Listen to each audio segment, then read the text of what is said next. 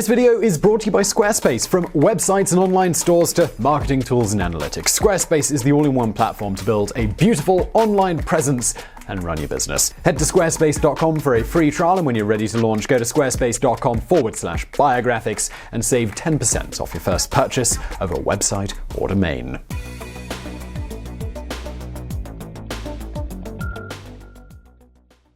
Ferdinand Magellan was one of the leading explorers of the Age of Discovery. Often being cited as the first man to circumnavigate the globe, he actually fell just short of that milestone, being hacked to death by the natives on the Marianas Islands. Yet his vision and tenacity, despite tremendous odds, opened up the westward route to Asia and established his legacy as one of history's great adventurers. In today's Biographics, we uncover the life and the tragic death of Ferdinand Magellan.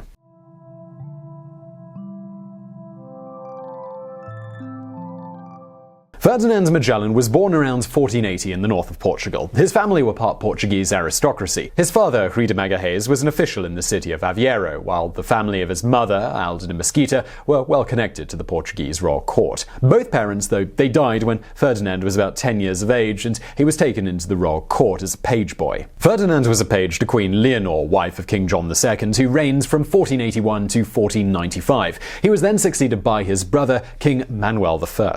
At the beginning of the 16th century, just as Ferdinand was coming of age, Portugal was the most nautically advanced country in Europe. She had the best-built ships and the most experienced sailors on the high seas. These advances had allowed the Portuguese to take the lead in exploring the African west coast. However, the Italian states had already established land-based trade routes to the east, shutting Portugal out of this lucrative market. Portuguese businessmen and explorers sought ways to develop their own route to the Far East that would bypass the established land-based route. And so the rush was on to find a seaborne route to the eastern markets. Portuguese explorer Vasco Da Gama made a huge breakthrough when he sailed down the African coast and around the Cape of Good Hope and then to the southern tip of India. Over the ensuing decade, the Portuguese established trade relations with the Indian kingdoms. During Ferdinand's formative years, exploration and trade opportunities, they were constant topics of interest among the Portuguese nobility. The crown was fully invested in this, and they were prepared to finance explorations.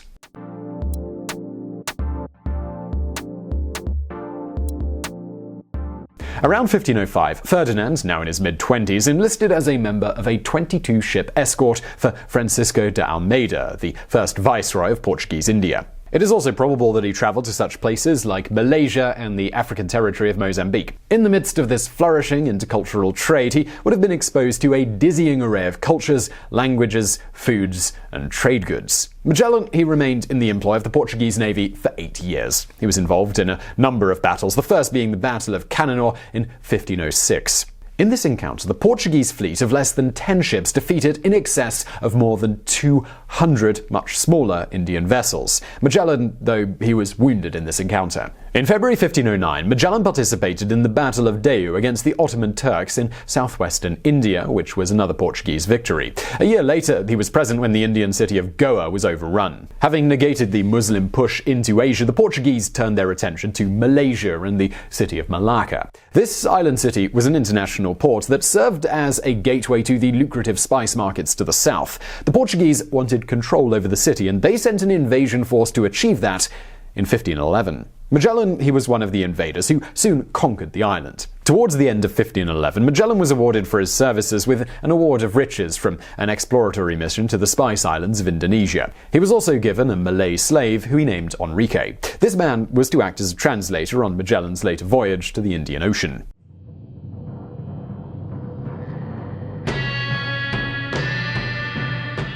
Magellan, he returned to Portugal in 1513. He'd spent 8 years on the seas of the Indies. He returned to a country that was deeply involved both militarily and commercially in the African continent. Conflicts were ongoing with both North African pirates and the Muslims who inhabited the continent. Shortly after returning to Portugal, Magellan joined an expedition against a revolt in the Moroccan city of Azamor. Morocco had been a possession of the Portuguese since 1486. As a result, each of its cities were obligated to pay an annual tribute. However, in 1513, the ruler of Azamor, a man by the name of Moulay Zaman, refused to pay. He then led a revolt against the Portuguese with the goal of pushing the invader out of his country. The king determined to put down the rebellion with overwhelming force in order to teach his subjects a lesson. He sent an army of 15,000 men under the leadership of the Duke of Braganza. This force soon quashed the uprising. Within a few years, however, the Portuguese found that the costs involved in keeping Azamor in order were more than the revenue generated from the city, and it was abandoned. During the Battle of Azamor, Magellan was thrown from his horse, receiving a leg wound that would leave him with a limp for the remainder of his life. This was not the only unhappy experience that he had in Morocco.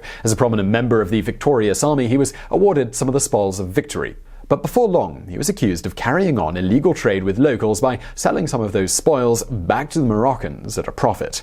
The accusation was thoroughly investigated by Magellan's military superiors, and he was found not guilty. Still, the episode certainly left a stain on his, so far, exemplary record. It seems to have lost him considerable favour with the king, whose sister he had served as a page boy in his youth. On his return to Lisbon, Magellan requested an increase in his pension on the strength of his service in Morocco, but this was denied by the king. When he requested permission to accompany several other Portuguese military expeditions, Magellan was again turned down. It was pretty apparent to him that he'd lost the trust of the monarch.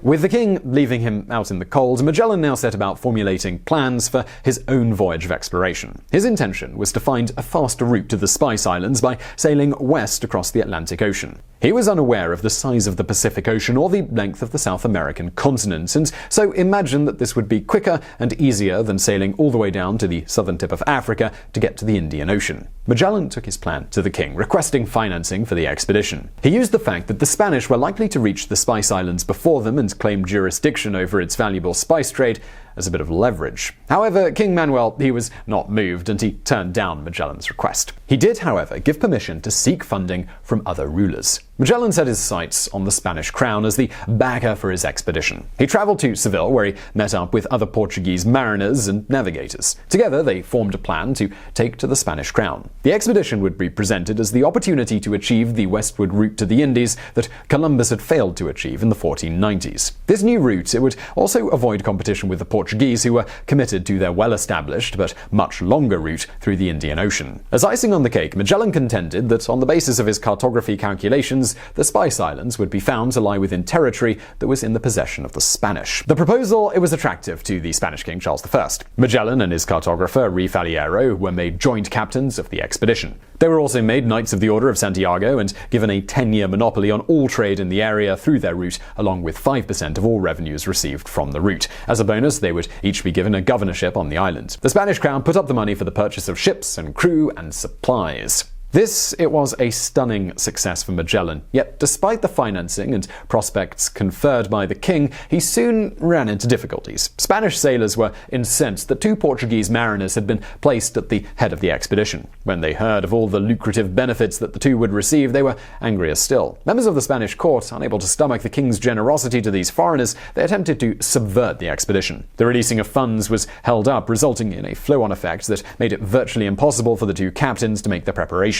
Meanwhile, King Manuel I back in Portugal heard about the Spanish financing of the voyage. This apparently caused him to feel regret that he had turned down the request by Magellan. He set about trying to sabotage the Spanish expedition as well, sending an envoy to the Spanish court for that express purpose. Problems developed too between Magellan and Faliero. In fact, the relationship between them became so strained that Faliero had his captaincy revoked. Indeed, he was totally kicked off the expedition. More personnel problems followed. The Spanish prevented Magellan from bringing Portuguese sailors on board, despite the fact that many of the men that Magellan wanted were experienced in sailing the parts of the ocean that he was headed to. In the end, the majority of the crew were Spanish, although there was representation from a number of other lands, including North Africa. Magellan's slave, Enrique, also sailed with his master.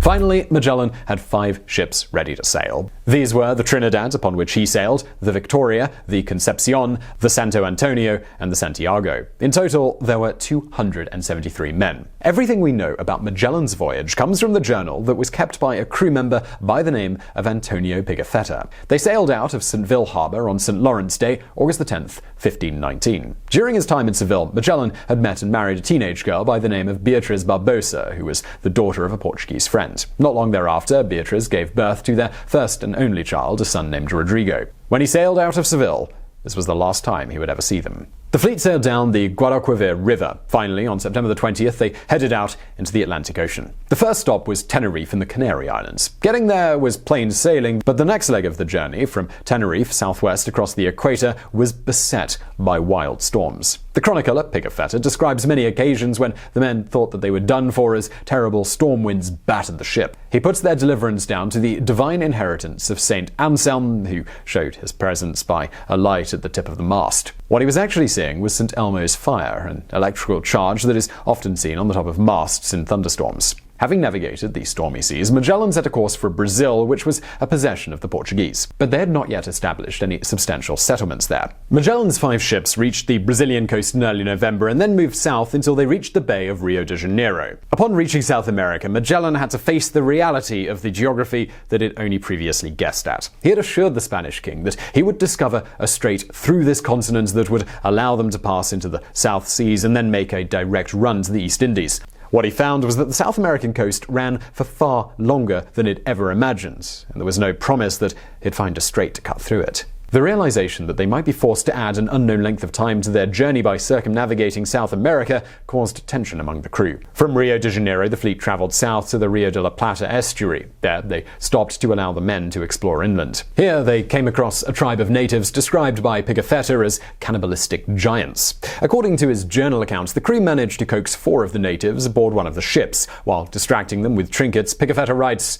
"The captain had the fetters put on the feet of both of them, and when they saw the bolt across the fetters being struck with a hammer to rivet and prevent them from being opened, these giants were afraid. But the captain made signs to them that they should suspect nothing. Nevertheless, perceiving the trick that had been played on them, they began to blow and foam at the mouth, like bulls loudly calling their devil to help them."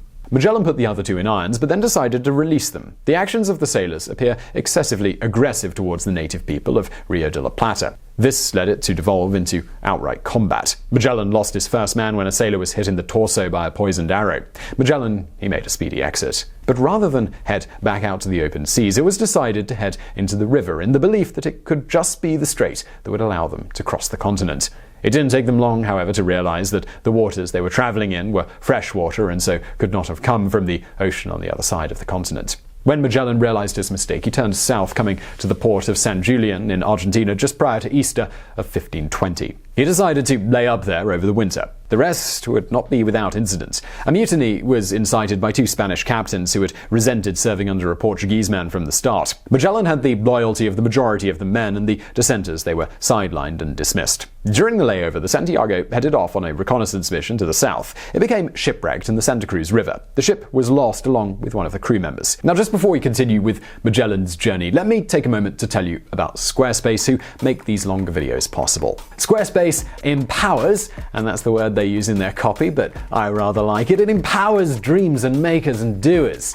It gives them the tools to bring their creative ideas to life. Squarespace makes it easy too. They have this all-in-one platform so you can claim your domain, you can build your website, and then you can even do things like sell online. There's no fussing around with, getting a domain from one site and then working out how to port it over to the other website and then working out, if you want to, how to sell something on the internet. Squarespace make this all very neat and tidy. It's all very nice. Plus, it's not going to look too shabby either.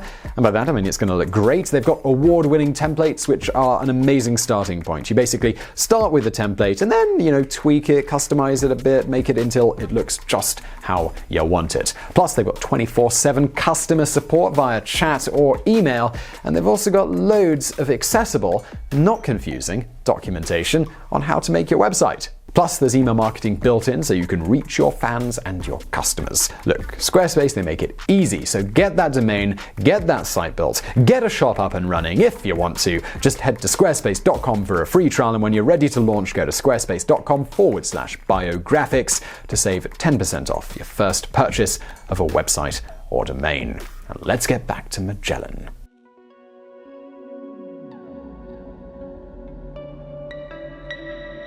Magellan was now down to 4 ships. After picking up the crew from the Santiago, they carried on down the South American coast to Cape Vergennes. There they found a strait between the continental mainland and the islands of Tierra del Fuego. It was the strait they were looking for to take them across the far ocean and would come to be known as the Straits of Magellan. One ship was sent forth to see whether the salt water would turn to fresh water as they progressed through the strait. It didn't, and the entire fleet they headed inland. Before long, they came to a fork in the waters. Magellan sent the Concepcion and the Santo Antonio along the southeast channel, while his ship, the Trinidad and the Victoria, they headed southwest. During this exploration, many of the crew of the Santo Antonio mutinied, and the ship headed back for Spain. The remaining 3 ships, they figured that the westward channel was the one to follow, and so they headed down it on November 30th, 1529.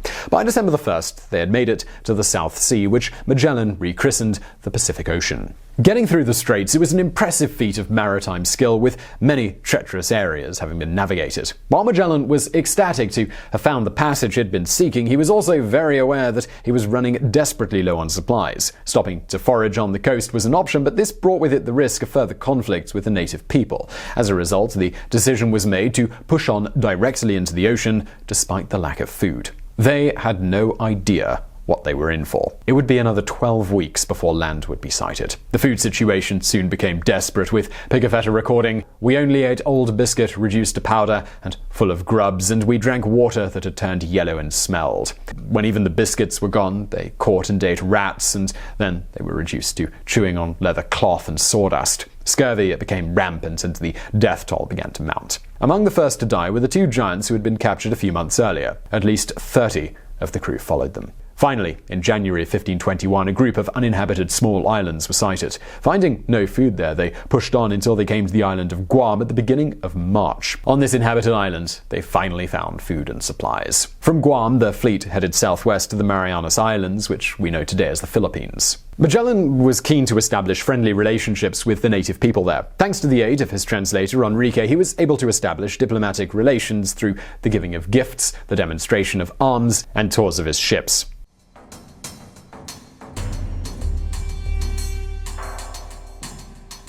The people of Limasawa Island, on which the fleet had landed, encouraged them to move on to what appeared to be the capital island of Cebu. This they did, but unsure of the reception they would receive, Magellan ordered the artillery to be fired as they entered the port. This proved unnecessary, as the people, they were friendly. Magellan formed the opinion that the chief of the island, Rajah Humabon, was the king of all the surrounding islands. So, in securing this friendship, he imagines that he now had the allegiance of all of the other islands. In this, though, he was mistaken. Each island operated as an independent sovereignty. Still, Magellan headed for the island of Mactan, believing that here too he would get a positive welcome. However, the chief of Mactan, Lapu Lapu, refused to submit to the strange foreigners. Magellan was offended and withdrew back to Cebu. There, he prepared his men to attack the inhabitants. Possibly on the intelligence of Rajah Humabon, he was convinced that he would not encounter a large force of resistors. He was wrong. When Magellan and his force of 60 men waded ashore on Macatan, they were confronted by between 1,500 and 3,000 warriors armed with spears and arrows. The sailors had the benefits of muskets, but these were cumbersome, slow to load, and unreliable. Hoping to cause confusion, Magellan sent some of his men to burn the huts of the natives. However, they were soon intercepted and killed. Magellan's attacking forces, they were unable to gain any ground, being forced to fight from the shore. According to Pigafetta, the natives focused their attention on Magellan, the man who was the leader of the invaders. He described the end of his captain as such. So many of them charged down on us that they shot the captain through the right leg with a poisoned arrow. On that account, he ordered us to retire slowly, but the men took to flight, except 6 to 8 of us who remained with the captain. The natives shot only at our legs, for the latter were bare, and so many were the spears and stones that they hurled at us that we could offer no resistance. The natives continued to pursue us, and picking up the same spear 4 or 6 times, hurled it at us again and again. Recognizing the captain, so many turned upon him that they knocked his helmet off his head twice, but he always stood firmly like a good knight. An Indian hurled a bamboo spear into the captain's face, but the latter immediately killed him with a lance, which he left in the Indian's body. Then, trying to lay hand on sword, he could draw it out, but halfway, because he had been wounded in the arm with a bamboo spear. When the natives saw that, they all hurled themselves upon him. One of them wounded him in the left leg with a large cutlass. That caused the captain to fall face downward, when they immediately rushed upon him with iron and bamboo spears and with their cutlasses until they killed our mirror, our light, our compass, and our true guide. When they wounded him, he turned back many times to see whether we were all in the boats. Thereupon, beholding him dead, we, wounded, retreated as best we could to the boats, which were already pulling off. The ship made a speedy departure to Cebu, only to find that Rajah Humabon was no longer friendly. He had around 30 of the sailors poisoned during a feast. After that, the surviving men set sail for the Spice Islands. The goal of reaching those islands, well, it was finally met, but Magellan had paid the ultimate price in its achievement. More than 90% of his men had also perished on the voyage. The captains of the two remaining ships disagreed about the route home. As a result, they parted ways, with the Trinidad sailing back across the Pacific, while the Victoria took the Portuguese route around the Cape of Good Hope. As it turned out, the Trinidad was stopped by Portuguese officials, with its crew being arrested. The Victoria arrived back in Seville, Spain, on September 6, 1522. The ship was laden down with spices, but the crew were near death from starvation, and the ship, well, it was about to fall apart. Only 18 men were on board from a total of 237 who had set sail from that port 3 years earlier. But those 18 men, well, they had the distinction of being the first to circumnavigate the globe. So I really hope you found this video interesting. If you did, please do hit that thumbs up button, as always, and also subscribe. Why not? Squarespace as well. Check those guys out. There's a link below. And as always, thank you for watching.